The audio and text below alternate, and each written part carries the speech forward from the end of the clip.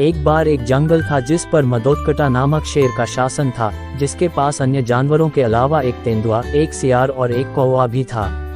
शेर को इस जानवर पर ऐसी नजर पड़ी जिसे उसने पहले कभी नहीं देखा था। चलो हम इस असाधारण जानवर से पूछें कि वह कहाँ से आया है। दूर दूर तक उड़ने वाले कौवे को ये बात पता चल गई और उसने कहा, मालिक, इसे ऊंट कहते हैं और यह जानवर गांवों में रहता है।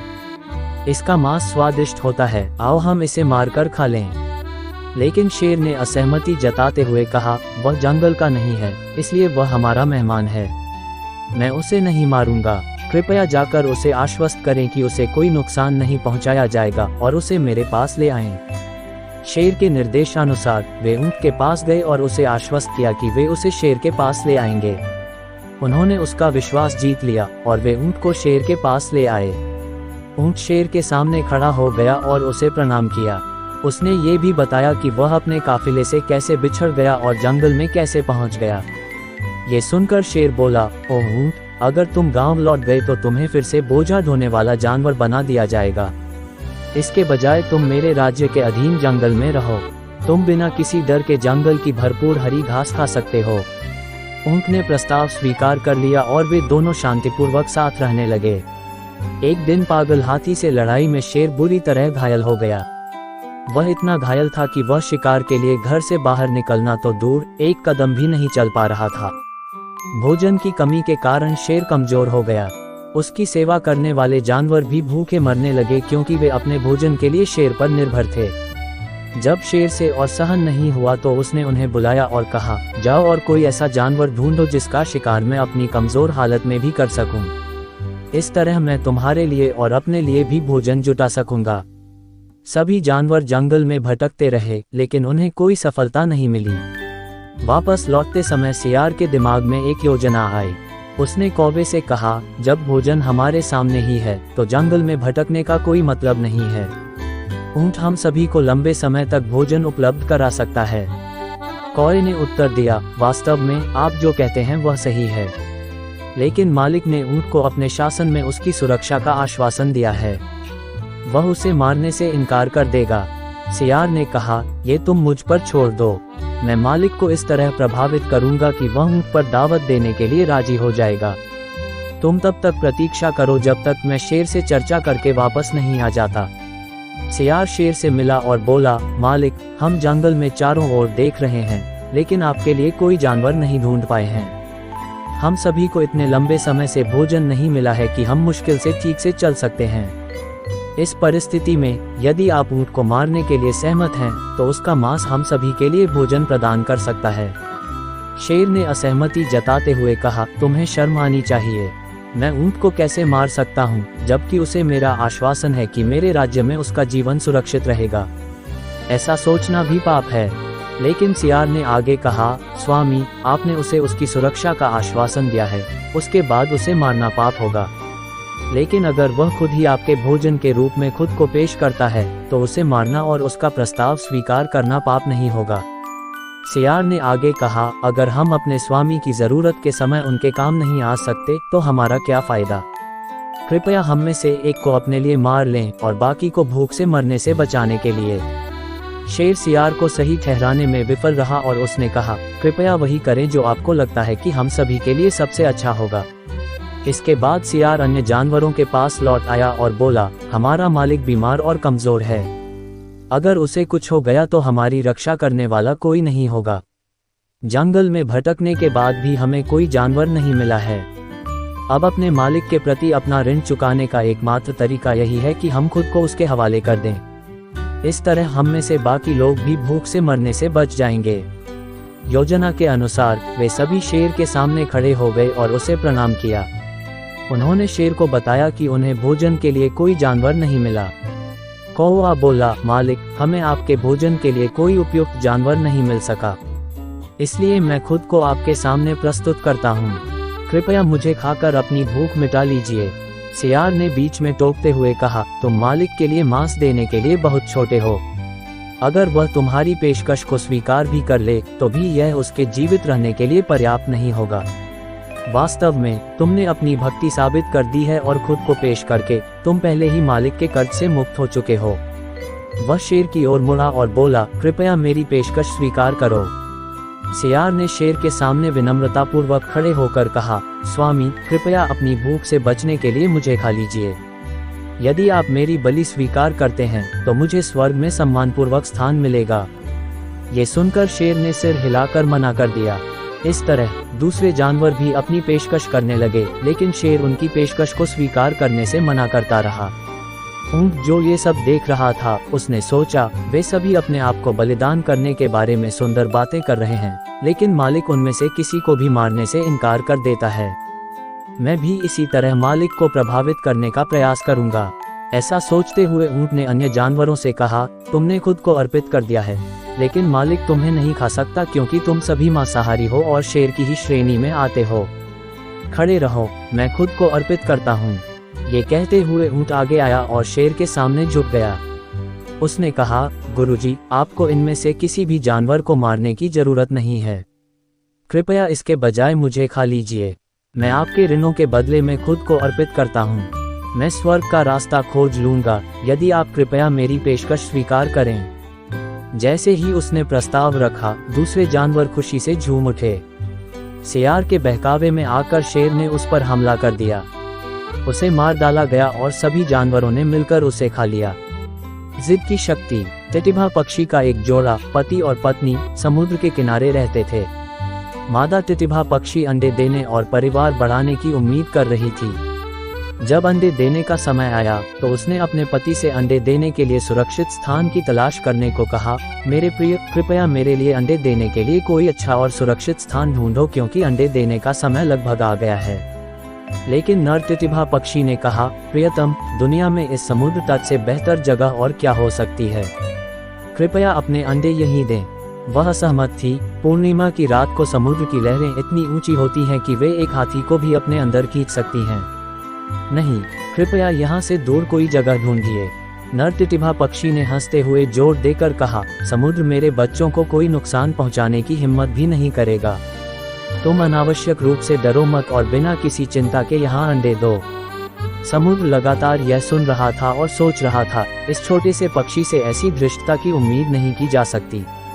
मैं निश्चित रूप से इसके अंडे छीन लूंगा, देखूंगा कि इसके बाद वह क्या करता है और उसे सबक सिखाऊंगा। कुछ ही दिनों में मादा टिटिभा पक्षी ने समुद्र के किनारे अंडे दे दिए। कुछ ही समय बाद जब पक्षी भोजन की तलाश में चले गए तो समुद्र में लहरें उठने लगीं। लहरें लगातार ऊंची होती गईं और आखिरकार उसने अंडों को अपने अंदर समा लिया। पक्षी वापस लौटे तो घोंसला खाली मिला। मादा टिटिभा पक्षी फूट फूट कर रोने लगी, देखो, समुद्र की लहरें हमारे अंडों को निगल गई हैं। तुम मूर्ख हो कि जब मैंने तुमसे अंडे देने के लिए सुरक्षित जगह खोजने को कहा था तो तुमने मेरी बात नहीं सुनी। नर टिटिभा पक्षी ने अपनी मूर्खता जारी रखी, प्रिय, आप चिंता मत करो। मैं आपको साबित कर दूंगा कि मैं कितना प्रतिभाशाली हूँ। मैं समुद्र को सुखा दूंगा और उसे हमारे अंडे वापस करने के लिए मजबूर कर दूंगा। मादा टिटिभा पक्षी ने आश्चर्य व्यक्त किया, आप इस विशाल समुद्र को कैसे सुखा सकते हैं। नर टिटिभा पक्षी ने समझाया, यदि छोटे प्राणी भी उत्साही हों तो वे सबसे शक्तिशाली विरोधियों पर विजय प्राप्त कर सकते हैं। इसलिए मैं अपनी चोंच से उसका पानी चूसकर पूरे समुद्र को सुखा देने की योजना बना रहा हूँ। पत्नी ने तर्क दिया, आप समुद्र को कैसे सुखा सकते हैं जबकि गंगा और सिंधु जैसी नदियाँ और सैकड़ों अन्य नदियाँ इसमें बहती हैं। इस बकवास में कोई फायदा नहीं है। जबकि पति ने तर्क दिया, मैं अपनी लोहे जैसी ठोस चोंच से समुद्र का सारा पानी चूसने के लिए दिन रात काम करूंगा। मनुष्य प्रयास करने के बाद ही सफल हो सकता है। मादा टिटिभा पक्षी समझ गई कि वह उसे मना नहीं पाएगी। प्रिय, बहस करने का कोई मतलब नहीं है। यदि आप समुद्र पर विजय प्राप्त करना चाहते हैं तो कृपया अपने दोस्तों को मदद के लिए बुलाएं। पति ने सहमति जताई, ठीक है, मैं अपने दोस्तों की मदद से यह काम करूंगा। अब नर टिटिभा पक्षी के सभी मित्रों को बुलाया गया और जब वे सभी एकत्र हुए तो नर टिटिभा पक्षी ने समुद्र के साथ अपनी समस्या बताई और बताया कि कैसे समुद्र ने उसका अपमान किया है और कैसे वह बदला लेने के लिए समुद्र को सुखाने की योजना बना रहा है।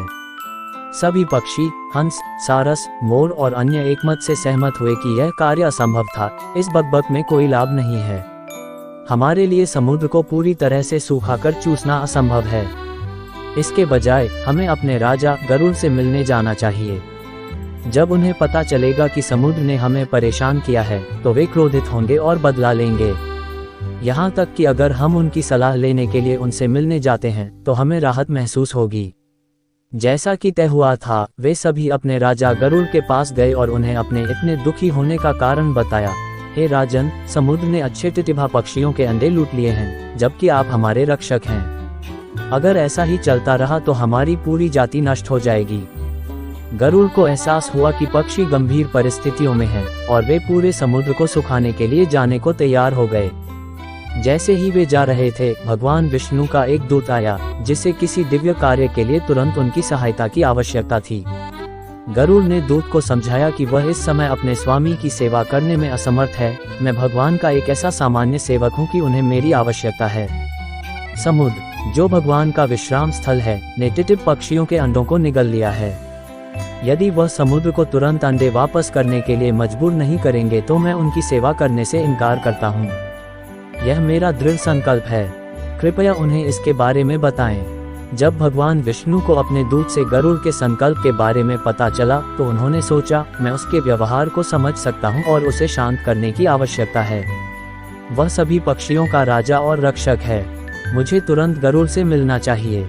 भगवान विष्णु ने गरुड़ से मुलाकात की। उन्होंने सम्मानपूर्वक सिर झुकाया और समझाया, हे स्वामी, समुद्र, जो आपका विश्राम स्थल है, ने मेरे विनम्र सेवक अच्छे टिटिभा पक्षियों के अंडे निगल कर मेरा अपमान किया है। यह आपके प्रति मेरे सम्मान के कारण है कि मैंने बदला लेने के लिए कोई कदम नहीं उठाया है। भगवान विष्णु ने उनकी विनती पर विचार किया। मेरे साथ आओ गरुड़, तुम सही हो। समुद्र को जानबूझकर ऐसा नहीं करना चाहिए था। चलो हम जाकर टिटिभा पक्षियों के अंडे लौटा देते हैं। उसके बाद हम चले जाएंगे, क्योंकि मुझे तुम्हारी सहायता की आवश्यकता है। वे सभी समुद्र तट पर गए जहां भगवान विष्णु ने समुद्र को डांटा। हाथ में वज्र लेकर उन्होंने चेतावनी दी, हे समुद्र, तुमने दुष्टता की है। टिटिभ पक्षियों के अंडे तुरंत लौटा दो या मेरे क्रोध का सामना करने का साहस करो। जब समुद्र ने भगवान विष्णु की चेतावनी सुनी तो वह भयभीत हो गया। उसने तुरंत क्षमा मांगी और अंडे टिटिभा पक्षियों को लौटा दिए। आत्मविश्वास का जोखिम। एक तालाब में अनागत विधाता, प्रत्युत्पन्नमति और यद भविष्य नाम की 3 मछलियां और कई अन्य मछलियां रहती थीं। एक दोपहर कुछ मछुआरे तालाब के पास से गुजर रहे थे। उन्होंने तालाब की जांच की और इस बात पर सहमत हुए कि तालाब मछलियों से भरा हुआ है। चूंकि वे पहले ही मछलियां पकड़कर लौट रहे थे और उनके पास पहले से ही बहुत सारा सामान था, इसलिए उन्होंने अगली सुबह वापस आने का फैसला किया। उन्होंने चर्चा की, ये तालाब मछलियों से भरा हुआ है और इसमें बहुत बड़ी मछलियां भी हैं। हमने इस तालाब में कभी मछलियां नहीं पकड़ी हैं। चलो कल सुबह फिर आते हैं।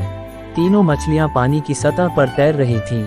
तभी उन्होंने मछुआरों को अपनी योजनाओं पर चर्चा करते हुए सुना। पहली मछली घबरा गई। उसने तुरंत बाकी सभी मछलियों को इकट्ठा किया और उन्हें बताया कि उन्होंने क्या सुना था। उसने कहा, कल सुबह मछुआरे हमें पकड़ने के लिए आएंगे। मैं इस तरह मरना नहीं चाहता, इसलिए मैं अपने परिवार के साथ जल्द से जल्द निकल जाऊंगा। मैं आप सभी को सलाह देता हूं कि मेरे साथ चलो।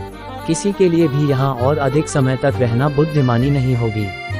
दूसरी मछली ने सहमति जताते हुए कहा, मैं भी तुम्हारे पीछे चलूंगी मेरे मित्र, क्योंकि तुम जो कह रहे हो वह सही है। अब यहाँ और रुकना बुद्धिमानी नहीं होगी। लेकिन तीसरी मछली ने असहमति जताई। उसने दोनों मछलियों पर हंसते हुए वहां उपस्थित मछलियों से कहा, देखो ये दोनों कितनी कायरतापूर्ण हरकतें कर रही हैं। ये तालाब हमारे पूर्वजों का था और अब ये हमारा घर है। इतने लंबे समय से इस तालाब की मछलियों को कभी कोई नुकसान नहीं पहुंचा है। उसने आगे कहा, सिर्फ इसलिए कि कुछ मछुआरे अपनी योजनाओं पर चर्चा कर रहे थे, हमें घबराकर अपना घर छोड़ने की जरूरत नहीं है। जो लोग मुझसे सहमत हैं, मैं उन्हें सलाह देता हूं कि वे जहां हैं वहीं रहें और किसी अनजान जगह पर न जाएं। उसने आगे कहा, हे मित्रों, शास्त्रों में कहा गया है कि जब किसी की मृत्यु का समय आता है तो उसे नहीं बख्शा जाता। अगर मृत्यु आनी ही है तो हमें अपने घर में ही बहादुरी से मरना चाहिए। इस तरह तालाब की मछलियां 2 समूहों में बढ़ गईं। जो समूह रुकना चाहता था वह दूसरे समूह पर हंसने लगा। लेकिन शाम होते होते पहली 2 मछलियों के परिवार एक छोटे से रास्ते से दूसरे तालाब की ओर चल पड़े। उनके पीछे पीछे बहुत से लोग आ गए जिन्होंने उन पर विश्वास कर लिया।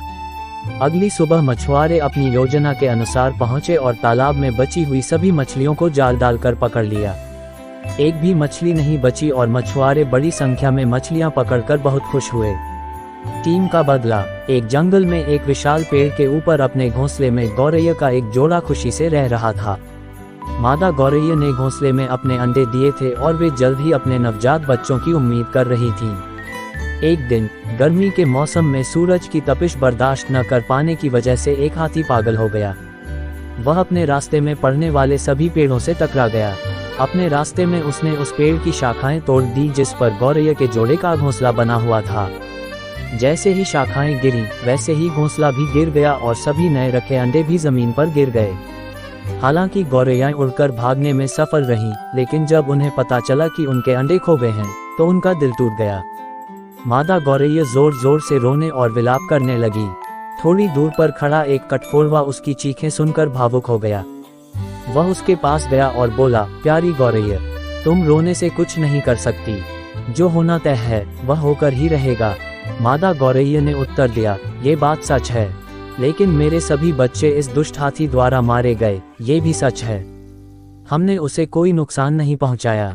यदि आप अपने आप को मेरा मित्र मानते हैं, मादा गौरैया ने आगे कहा, कृपया मुझे इस हाथी को नष्ट करने और मेरे बच्चों की मौत का बदला लेने का कोई तरीका बताएं। तो मैं जाऊंगा, कटफोड़वा ने उत्तर दिया। मेरे पास एक मक्खी है जो मेरी मित्र है।